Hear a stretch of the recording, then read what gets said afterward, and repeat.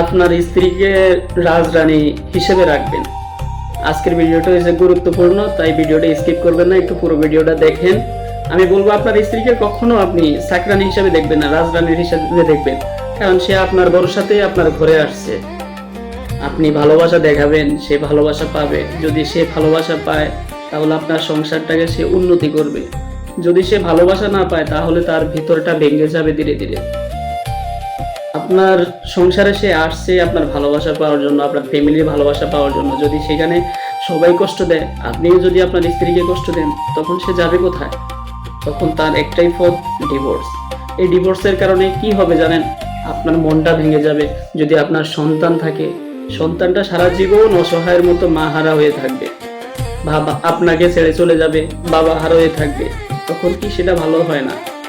আপনি আপনার স্ত্রীকে এখন থেকে ভালোবাসুন এবং ফ্যামিলিটাকে ঠিক রাখুন। এটাই আপনার দায়িত্ব।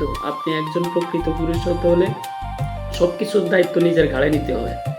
তাই আমি বলবো আপনি সব সময় ফ্যামিলিকে দেখুন, ভালো রাখুন, সুস্থ থাকুন, সবাই মিলে হাসি খুশি থাকুন।